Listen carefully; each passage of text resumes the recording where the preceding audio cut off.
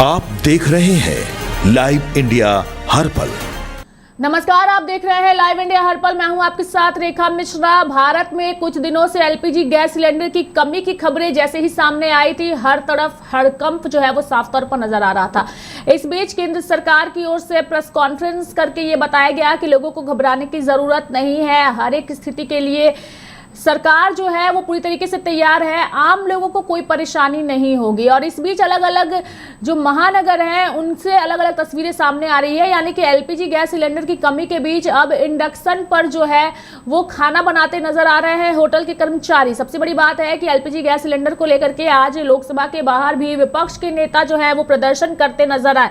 उन्होंने लिखा हुआ है अपने हाथों में बैनर पोस्टर लेकर के, एलपीजी गैस को लेकर के जो इसकी कमी हो चुकी है और इसको लेकर के जो भी तैयारियां है, इस पर उन चर्चा की मांग उनकी ओर से की जा रही है। साथ ही हंगामा करते विपक्ष के नेता जो है इन तस्वीरों में साफ तौर पर नजर आ रहे हैं। ये तस्वीरें हम आपको दिखा रहे हैं जो कि लोकसभा के कार्रवाई के दौरान जो है सदन के बाहर हंगामा की तस्वीरें हैं। और ये तस्वीरें हम आपको दिखा रहे हैं रेस्टोरेंट की, जहां पर अब शिफ्ट हो चुके हैं इंडक्शन पर, यानी कि गैस की किल्लत के बीच जो तैयारियां हैं, जो खाने बन रहे हैं वो अब इंडक्शन पर बन रहे हैं।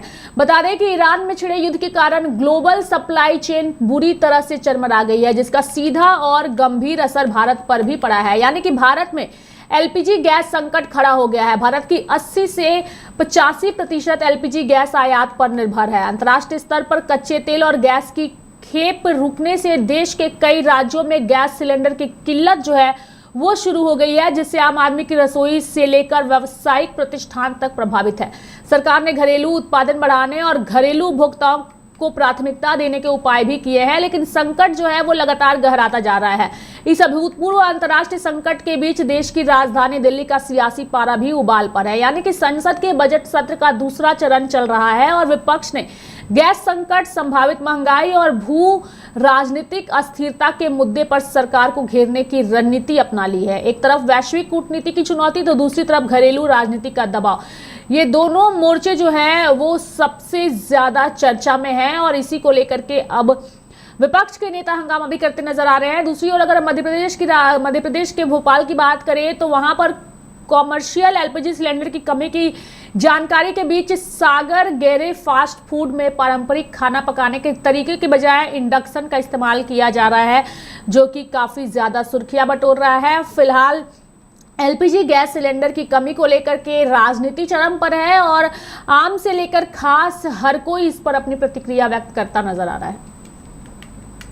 देखो, देश हर तरीके की आपत्ति को मुंह देने के लिए तैयार है। वर्ल्ड वॉर चल रहा है। वर्ल्ड वॉर में पूरे वर्ल्ड में तेल की समस्या निर्माण हुई है, गैस की समस्या निर्माण हुई, क्योंकि जो देश ये निर्माण करता है, जिस देश के जो रूट है वहां से ये सब सामान अपने यहाँ आता है, ये उपलब्ध है, अपने को मिलती है।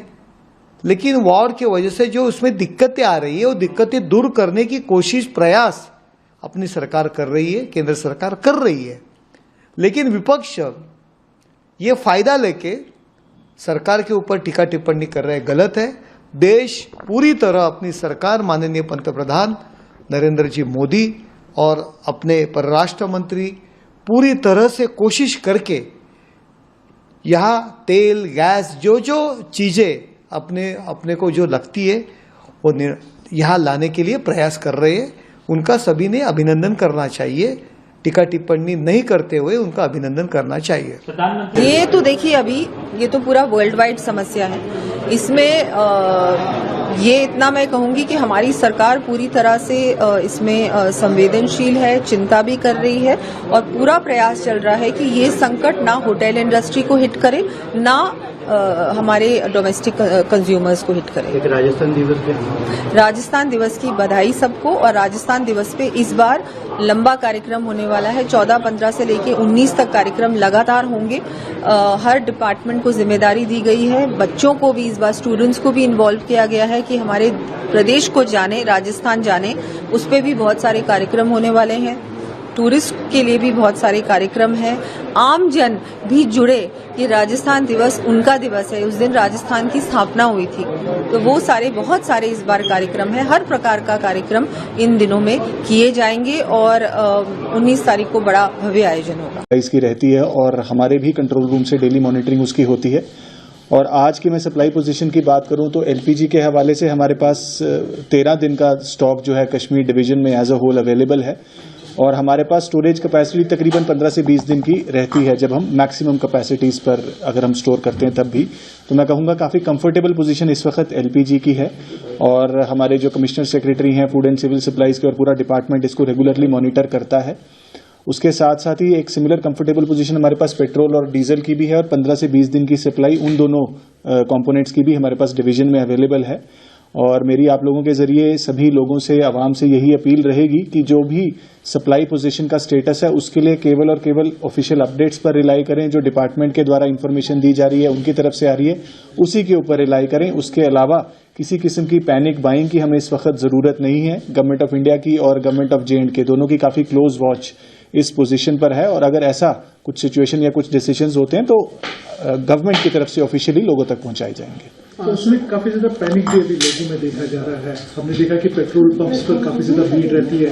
इसी तरह जो गैस सिलेंडर्स को लेकर भी काफी ज्यादा खदशात है कि शायद जो सप्लाई है वो खत्म होने जा रही है। तो उसके हवाले से ये लोगों में जो खदशा है वो कैसे दूर करेंगे? देखिए, इसीलिए मैं समझता हूं कि लोगों तक ये जानकारी पहुंचाना जरूरी है। जो मैं आपको बता रहा हूं कि जो हमारा आज का स्टेटिस्टिक्स है कश्मीर डिवीजन का, उसके अंदर पेट्रोल और डीजल का मोर देन 15 डेज 15 दिन से ज्यादा का स्टॉक अवेलेबल है और ये हमारी बेस्ट पोजीशन रहती है क्योंकि आज के टाइम पे नेशनल हाईवेज के अंदर कोई डिस्ट्रप्शन नहीं है, मूवमेंट में कोई डिस्ट्रप्शन नहीं है। इनफैक्ट लास्ट ईयर अगर हम देखेंगे तो सितंबर के टाइम पे हमारी पोजीशन ज्यादा प्रिकेरियस थी जहां पर स्टॉक काफी लिमिटेड डेज का था।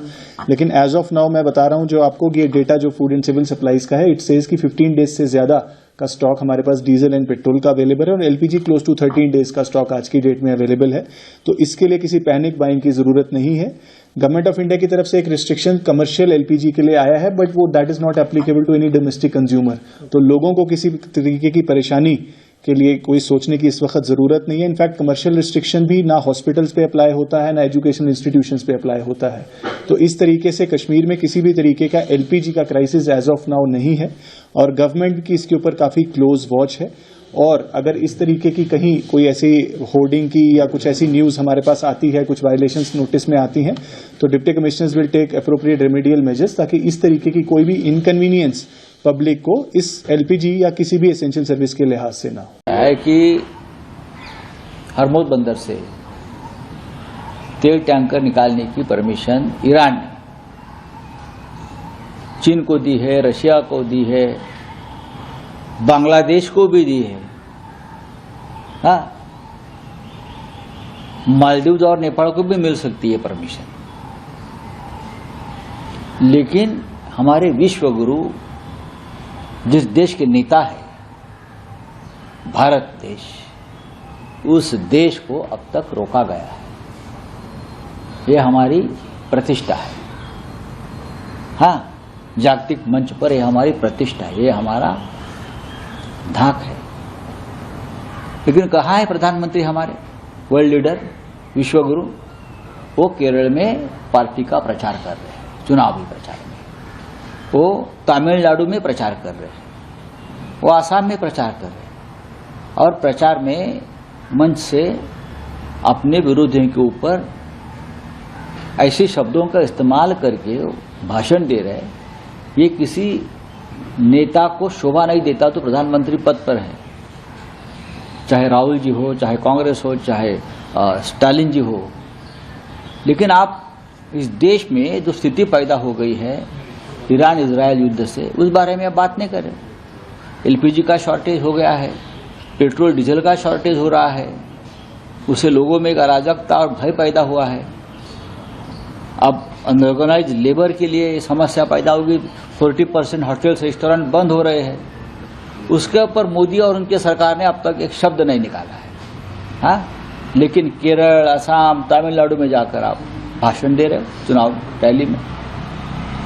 देश का दुर्भाग्य है कि देश आज इस प्रकार के नेतृत्व के हाथ में तो एलपीजी संकट के बीच कई रेस्टोरेंट जो हैं वो अब इंडक्शन पर शिफ्ट हो चुके हैं, लेकिन देश के अलग अलग जगहों पर जो एलपीजी गैस सिलेंडर है उसकी कमी की जानकारी सामने आ रही है। और वहीं सदन के बाहर भी विपक्ष जो है इस मुद्दे को लेकर बेहद आक्रामक नजर आ रहा है। मेरे साथ फिलहाल अभी के लिए इस खबर में इतना ही। आप देखते रहिए लाइव इंडिया हर पल। नमस्कार।